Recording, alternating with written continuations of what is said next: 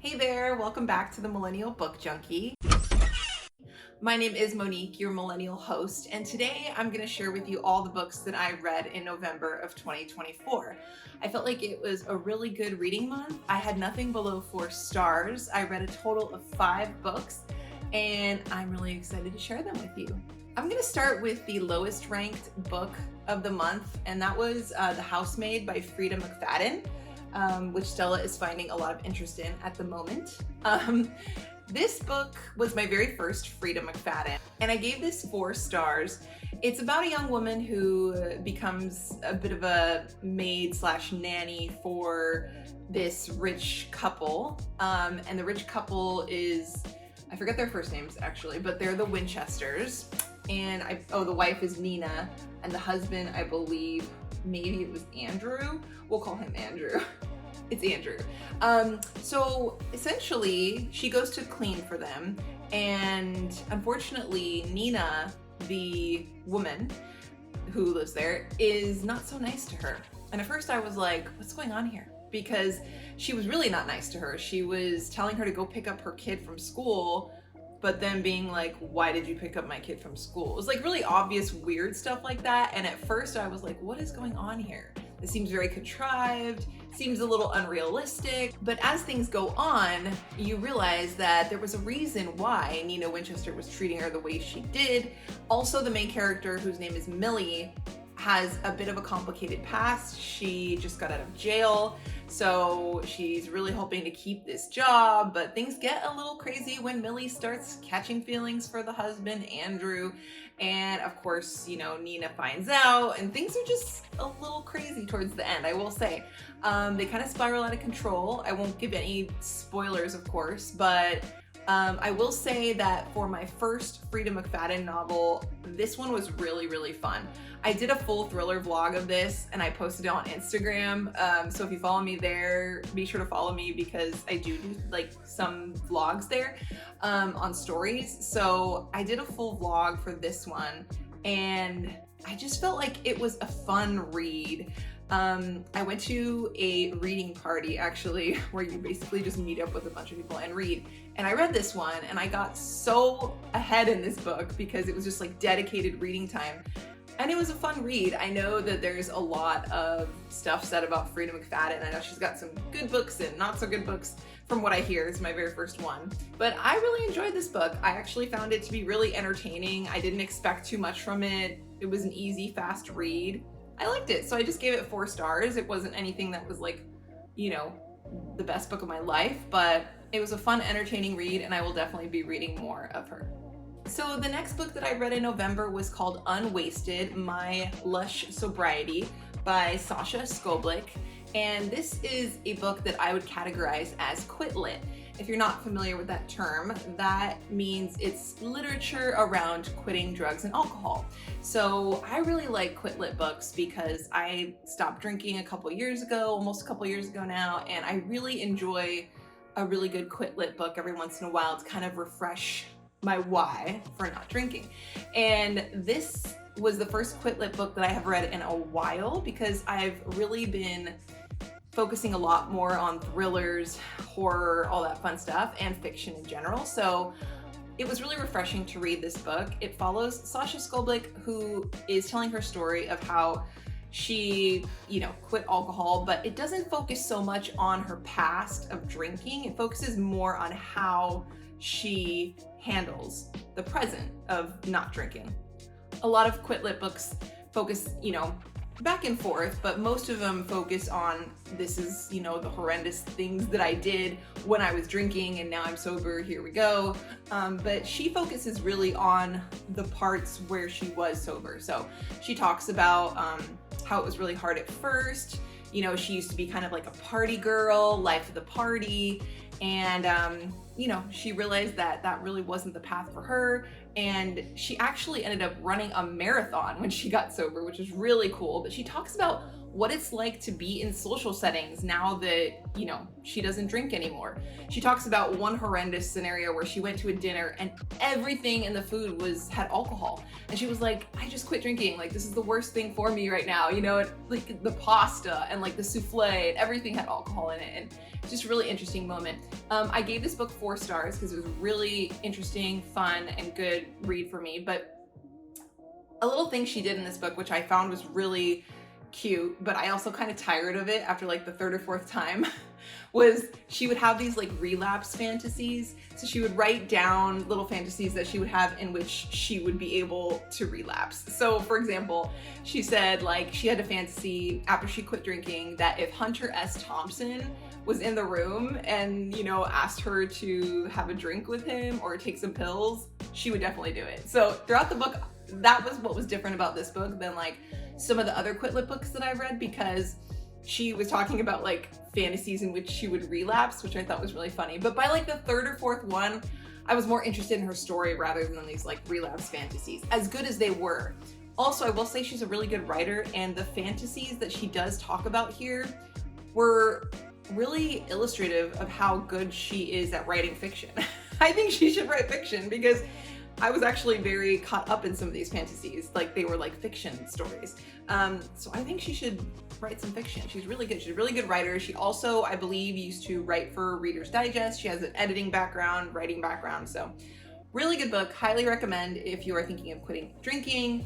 I really enjoyed it. Okay, so the next book I read in November was Tender is the Flesh. And I gave this one a 4.25. This was one of the most disturbing books that I've ever read. I'm pretty good at like horror and just, I love a good scare and thrillers and like weirdness. But this book really shook me, and it got me to think about things that I would rather not think about. It was about a world that legalizes cannibalism. Essentially, a virus comes and makes it impossible for us to eat animal meat. So through something that this book calls the transition, people slowly transition towards eating human meat. And so humans are, you know, bred and raised for slaughter. It talks about, you know, processing the slaughter of all these humans and breeding them, and, you know, making sure that they're vaccinated and clean and 1st generation pure. And, you know, it's horrible, horrible, horrible world in this book where people hunt people for sport. It's really interesting because even though it centers around how horrific it is to be legalizing cannibalism, there's like a whole world in this book that just treats people like products and objects that are used for really sinister purposes. Like there's this one really rich guy who basically like hunts people for sport. Like he lets people come and hunt other people for sport, and then they eat them afterward. Like really, really sick stuff. There's also a part in this book where there's like a lab where this woman is able to do all these experiments on people, and it just is really treacherous. And I think you really have to have a stomach to read this book. But that's not to say it's not super well written and eye-opening. Like I really liked it. It reminded me of like a classic book that you would read, one that's disturbing, like Lolita. Like that's a classic disturbing book. And this gave me that vibe of like it's this, you know, this I think is an important topic because it's really eye-opening on, you know, the way we treat animals and the meat that we eat now. But it was just so vile that I just was like, when is this book gonna be over? It was a little bit much for me. But it was interesting. I don't regret reading it, but it was interesting. 4.25 for me, just because I felt like 4 didn't do it justice, but like wasn't quite a 4.5. Sometimes you just can't explain it, but it was a very good but disturbing book, and I think there's a lot to be said about it. The next book that I read was The 7 Husbands of Evelyn Hugo by Taylor Jenkins Reid, and this book was so good. I gave it 5 stars. I'm probably the last person on the planet to finally read this book, but it was a book club pick in the book club that I am in, and it was so good. It follows a reporter named Monique who gets to interview a Hollywood icon from the 50s named Evelyn Hugo, and basically gets the whole story about her husbands, her relationships, her personal relationships, her whole life basically gets documented by this reporter. And then of course later we find out that, you know, the reporter might have some parallels that are happening in her life and Evelyn Hugo's. So there's actually kind of a connection between Monique, the reporter, and Evelyn Hugo that we find out later. Of course, I'm not going to spoil it, but most of you already know it. I'm sure you've already read it. It's a really, really good book because I think it really like highlights the way that famous people live and the way that they have to portray themselves to the media. And it's really kind of like making me wish that and hope that I am never famous, because the things that you have to do to make sure that people aren't, you know, talking about you in a negative way is just like the extremes that you have to go to do that is just really, you know, something I never want to do, essentially. But I really, really enjoyed this book. The writing is really good. It's a really easy read. And the fact that she is a reporter talking to like someone famous, it gave me like Devil Wears Prada vibe in the beginning. I don't know why. I think it's because you get like this reporter that gets to do something big. And I never read Devil Wears Prada, let's be clear, but it did remind me of that a little bit. It was just such a fun read, so lighthearted and easy, and I was thinking about the characters like long after, and it made me cry. Every book makes me cry. The next one I'm going to talk about wasn't even a tearjerker and it made me cry. Everything makes me cry. So I really liked this book. I will cherish it forever. Such a good book. If you haven't read it, you need to read it. Very good. The final book that I read in November was so good. It was by Lisa Scottolini called What Happened to the Bennetts. And this book is about a family who is driving at night and they get carjacked, and unfortunately some bad things happen and they have to go into a witness protection program. Well, while in the witness protection program, they have to uproot their life. They leave in the middle of the night, basically just themselves, and they're carted off to this hideaway house where they have to get new names and a new life.